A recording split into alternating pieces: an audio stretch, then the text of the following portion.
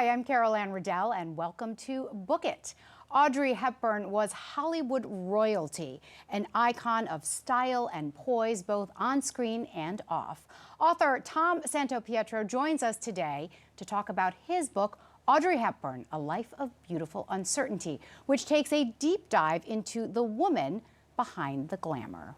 Tom, thank you so much for stopping by today. It's great to see you. It's great to see you. Thanks for having me on. Our pleasure.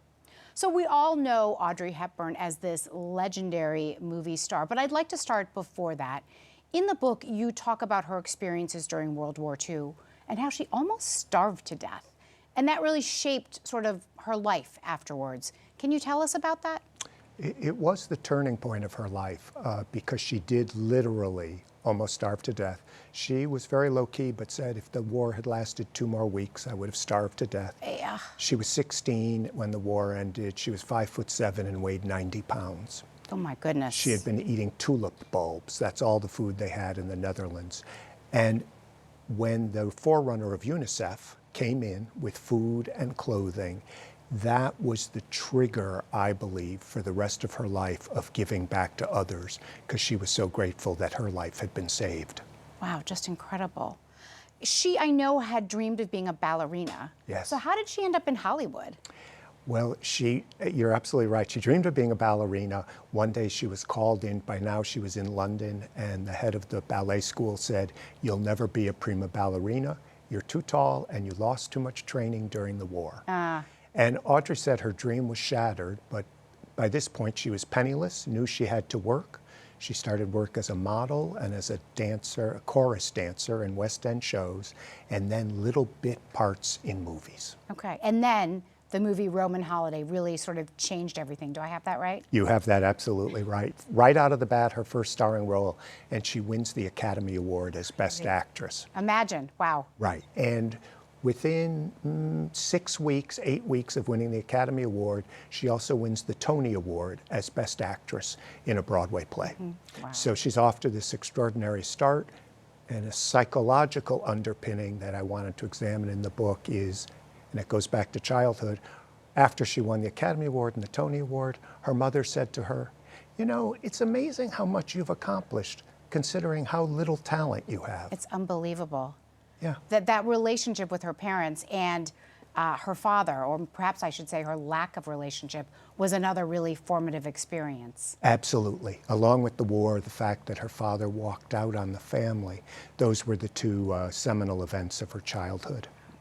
So going back to the movies, one thing that I was really struck by that you said in the book was that she was uniquely appealing to both men and women. I mean, she was gorgeous, right, but she also had this sort of impish, approachable quality. So, right. Tom, how was she different from the stars of her day? Well, she was a brand new kind of screen icon. It's one reason why she resonated so much, because the 1950s, that was the era of Marilyn Monroe and Elizabeth Taylor, right, these incredibly beautiful, voluptuous women. And then along comes Audrey Hepburn with that boyish figure. She was a little bit of a tomboy, to use your word. She was kind of an imp. She was very playful. I mean that is the greatest compliment. People were just, who is this? What is this new kind of screen icon that we're looking at? And she resonated so much that one little fact I discovered was she had a date with then Senator John F. Kennedy of Massachusetts. Wow. Yeah.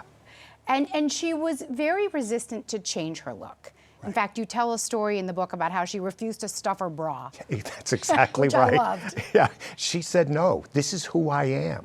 And they also wanted her to change her name because of Katharine Hepburn. They thought there would be too many mistakes. Yes. Yeah, and she said, no, this is who is on the screen. And she always had such a true sense of herself. Yeah. So let's touch on some of the other movies that cemented her both as a movie star, but also as a fashion icon, right, like Sabrina. Sabrina. That's where she met Givenchy, wow, and she became his muse. They became lifelong friends. He was an executor of her estate. Wow, which is, really? You know, they were really brother and sister. And the story I tell in the book, which is absolutely true, is she was still unknown when she met him for the first time, made the appointment. It was announced Miss Hepburn was there to see him. He came down the stairs and stopped dead in his tracks because he expected Katharine Hepburn. And from there, their friendship took off. And then, of course, Breakfast at Tiffany's, which was really a defining role for her, but also, really, it became a cultural touchstone. It became a cultural touchstone and is to this day. It's a touchstone for, first of all, it's a Valentine to New York City. Yes, true. And it speaks to everybody who has come to New York to reinvent themselves. And you know, Holly Golightly is really a backwoods girl from down south, and she's come to New York to become a new person, and that resonated with a lot of people. I think a lot of people can relate to that. Absolutely. I'd like to talk a little bit about her personal life. I know that you spoke extensively to her son, Sean. Yes, I did. Doing the book. So tell us a little bit about what he said about Audrey Hepburn as a mom. They were incredibly close, and I also spoke to Sean's daughter, so it was great, Emma. Mm-hmm. And what he said was that she was just his mother. He didn't think about Audrey Hepburn, the movie star, because she was so focused on raising her two sons that from 1967 to 76, she didn't make a single movie. So he was used to the woman who took him to school and made his meals. And it was only as he grew older, he thought, oh my gosh, my mother is a world-famous icon. It dawned on him as he got older. And it's interesting that she had, you know, sort of the willpower to step away from all that fame. Right. Right, because stepping away from Hollywood for 10 years is like stepping away from a normal job for 60 years. Yes. And she knew, it's one of the things I discover about her, she always had a sense of what matters in life, what's just passing fad and fancy. I know that she had been married twice. Those marriages ended in divorce, but she ultimately ended up in a happy relationship that lasted the rest of her life? She had a very happy relationship with the actor Robert Walders, and they were partners for the last 10 years of her life, and he was really her partner in the extraordinary work she did for UNICEF. So in the later years of her life, she did retreat from Hollywood, and she did a tremendous amount of work on behalf of the world's children with UNICEF, and she ended up being quite a force in that arena. Can you tell us about that chapter? I think that it was the most important chapter of her life, more important than any film or fashion. And it was because of what the forerunner of UNICEF had done when she was emerging from World War II. And she felt this was her chance to give back. And what I really wanted to emphasize in the book was this was not giving a press conference for UNICEF in front of Tiffany's. This was boots on the ground in the most desolate, war-torn countries in the world. She would go and hold dying children in her arms because she knew she could get the attention of the world and raise millions of dollars for UNICEF. And I think that's a partial reason why she lost her health, because she just drove herself so relentlessly. And on her deathbed, Sean said that one of the very last things she said while she was still alive was, "How are the children in Somalia?" There was one other thing in the book that I wanted to ask you about this UNICEF chapter, which is you mentioned that she felt at that time her fame finally made sense. Yes. How so, Tom? It was really important to her not to be famous for being Audrey Hepburn, the actress, but to be Audrey Hepburn who paid back what she had been given. And she realized that the joy she got from working for UNICEF, for which she was paid $1 a year, that meant the most to her. And so she thought, oh, if I can use the platform of my fame to help the children of the world, now it makes sense to me. And I discovered Audrey Hepburn was very friendly with Elizabeth Taylor, who knew, and that Elizabeth Taylor had used the same words at the end of her life about her work on for AIDS activism. Really? So I thought that was so interesting. They had both discovered what really mattered in life. Yeah.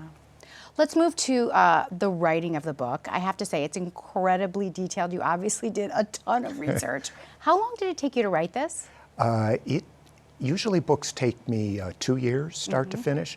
This one was more like 3.5 years. Okay. Yeah, it took longer because I really wanted, she had 3 lives in one.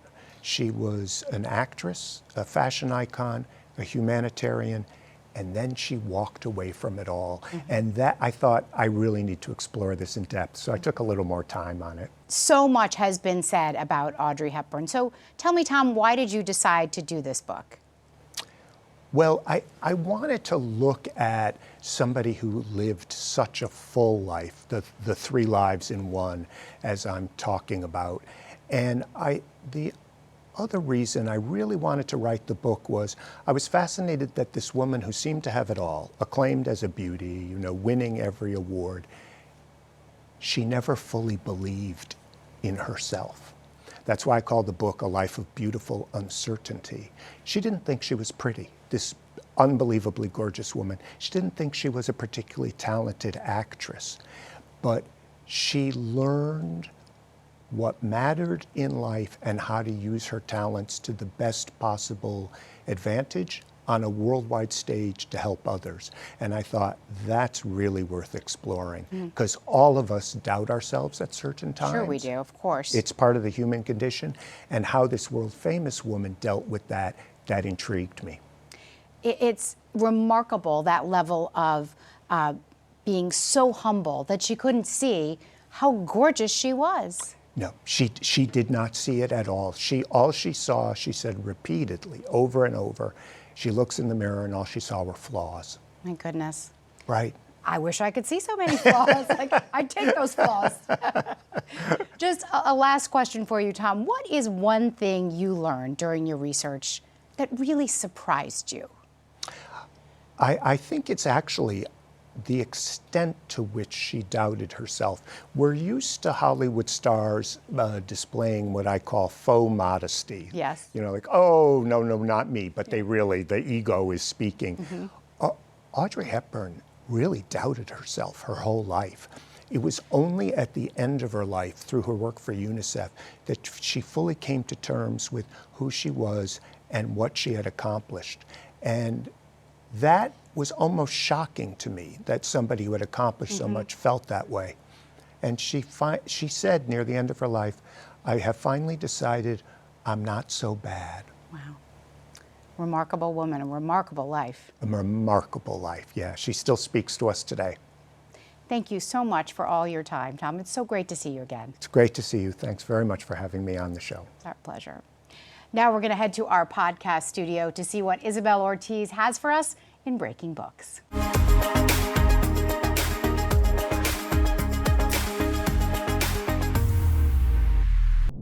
Hi everyone, and welcome to Breaking Books. I'm Isabel Ortiz, and today I'm sitting down with incredible author Isabella DeSendi to talk about her debut collection of poems, Someone Else's Hunger. Hi Isabella, thank you so much for being here today. Hi, thank you so much for having me. I am super excited to dive into Someone Else's Hunger. It is such an intimate and vulnerable collection, but I wanted to know really what was your inspiration for writing Someone Else's Hunger? Well, I think hunger is sort of like the major conceit of this book. I like to think of the poems as more of like a constellation. So if you look at them sort of macroscopically, it's almost like the totality of all the poems together are a representation of my life and what I've been through, my stories, the stories of family members, the stories of women in history and mythology. And so I was interested in telling all of those tales, and this is the book that came from that. The title itself is so striking, Someone Else's Hunger. Can you kind of explain, really, in the context of this book, what does hunger mean? What does it stand for? So if we look towards like the past, I think of the hunger of my ancestors and my family in Cuba. So my mom's a refugee, my family's are refugees. They came here in the 60s, and I think about the sort of hunger that they lived with, the hunger that still lives in the people on the island today. I think about hunger through the lens of this sort of disordered eating I suffered from for a period of years. I had anorexia and bulimia, and that, of course, I realized in retrospect was the sort of consequence of a sexual trauma I had experienced as a teenager. And then I think of hunger sort of on a brighter note as this sort of like drive or desire that makes all of us want to live and achieve and dream. And I hope that that's sort of where the book sort of starts to lead us towards the end. One of the poems that I found very striking and moving in Someone Else's Hunger is Poem for Anorexia in April. I would love if you can share that with us. This is Poem for Anorexia in April. Here was the body, and here was the body rippled with nothingness I couldn't rid. Like an animal caught in the sewer of my life, I couldn't stop picking at my skin, simple, soft waste. Spring's pink garbage strewn into the streets while petals performed their daily adagio down the avenue. I wanted to be like that, flat, punctured with beauty, even if it meant I would never live again. Isn't that what I love most about flowers? Their difference from us, re-emerging despite death, their splendor, perennial sufferance. I'll never forget the shock of hibiscus, those big ripe heads blooming diurnal against the dark edges of the world. They know what we don't. Our lives are but a single shot of exuberance, then loss, and at the end of loss, what we couldn't unbury, what carried us all the way. Yeah, it's a beautiful poem. Thank you. But I wanted to know, really, when you're sitting down to write a poem like that, what tools are you bringing to the table to kind of get you through that process? Yeah. You know, it depends. Like some poems, it'll just be a line or an image, whether I'm walking down the street or I'm reading something and I'm like, oh, it has like an energy to it that I'm like, oh, I want to make something with that. It could be I'm looking at another poem that like I admire and I use that as a template for myself.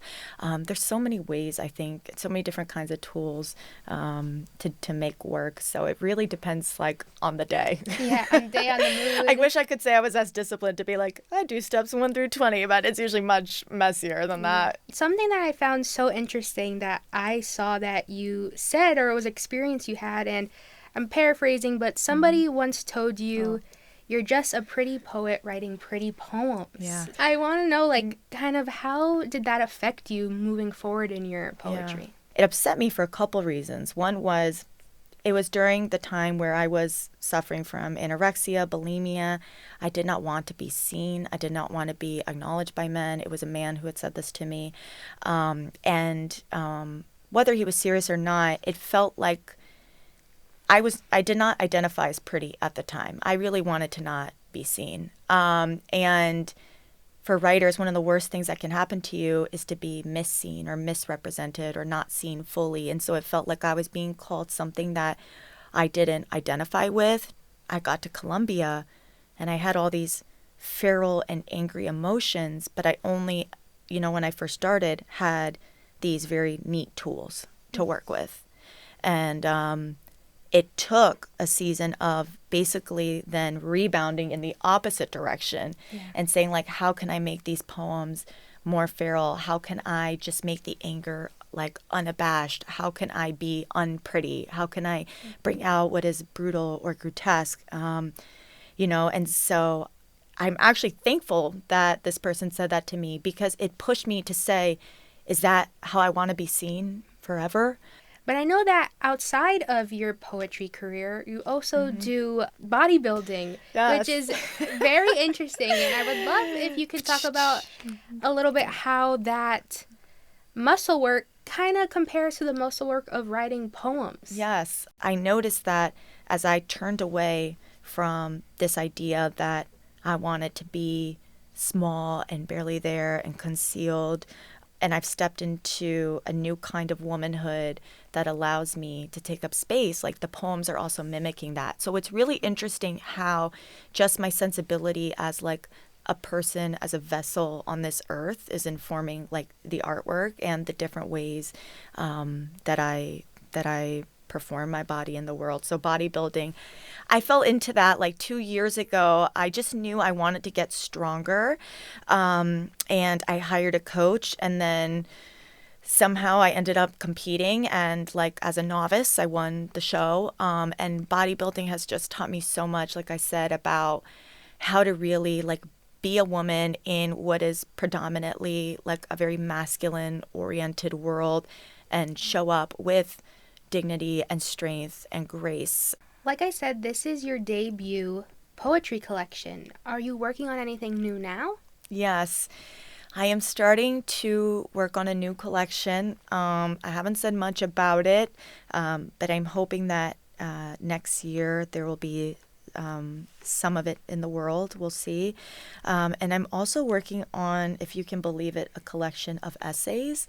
These are mostly about bodybuilding, as we talked about, and the experience of like, you know, what does it mean to be a woman who once thought thinness was the only way to be, to now performing at a high level in a sport where like the exact antithesis of that is true, and following like the journey of the psyche through that too is something I've been really interested in and exploring. So we'll see what happens, but that's what I'm curious about right now. Yeah, well, I am also very curious to learn more about that. Good, one person.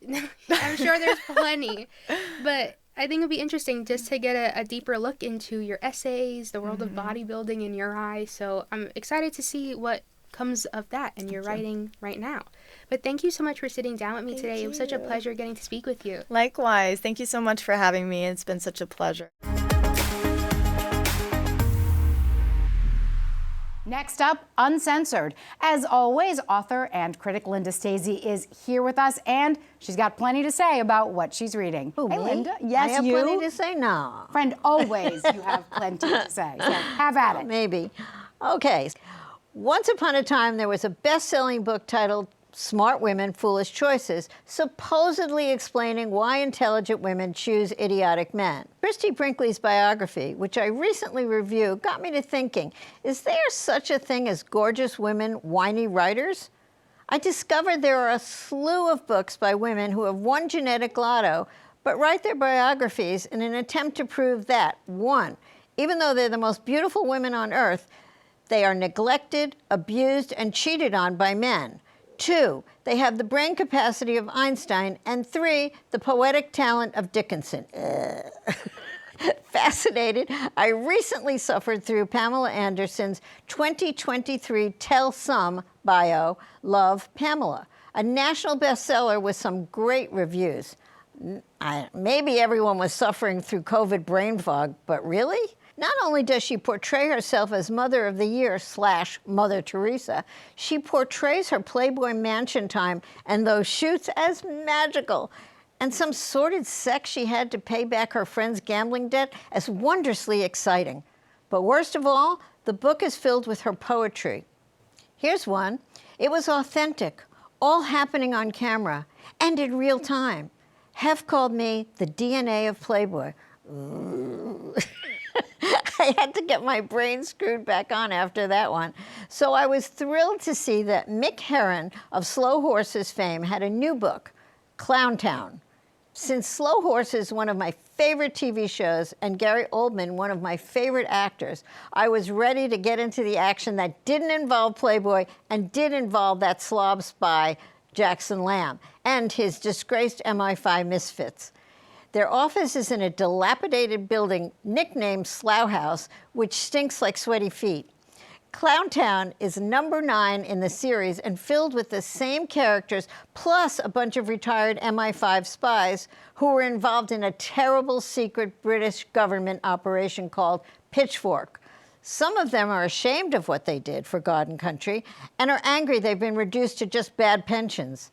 To get even, a plot is hatched to extort the agency and keep their old secret operation a secret. Seems a book is missing from the library of the late grandfather of one of the Slow Horse spies. Does that book contain the details of the horrific Pitchfork operation? Mick Herron is a great writer, and his pitch-black, pitchfork sense of humor, especially concerning Lamb's hygiene or lack thereof, and his disgusting personal habits, will have you laughing out loud. Only thing, it's too long by a quarter, and that quarter is the first part of the book, which is filled with descriptions and minutiae.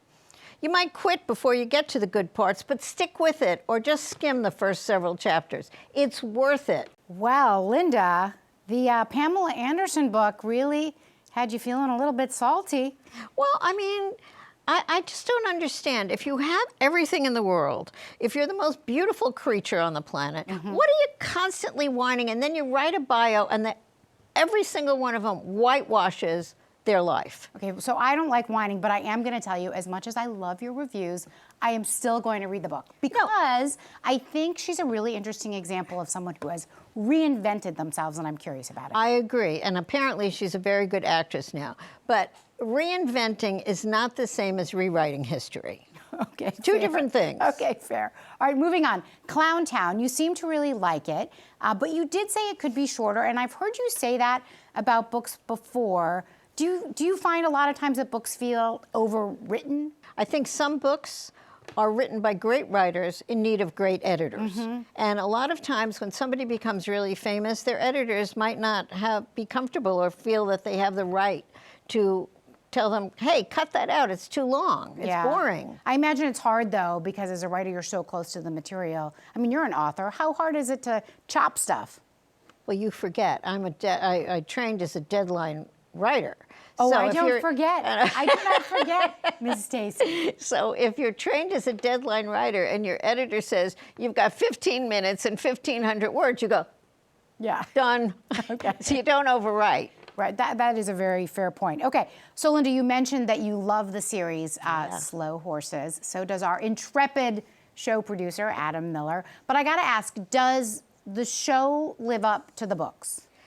You know, I hate to say this, but in many ways, the show is better than the books. How so? Because Gary Oldman brings, you know, anything he touches turns magic as far as I'm concerned. And he inhabits this character who is so disgusting. And he has no shame about being disgusting. I mean, he belches, he farts, he just smells.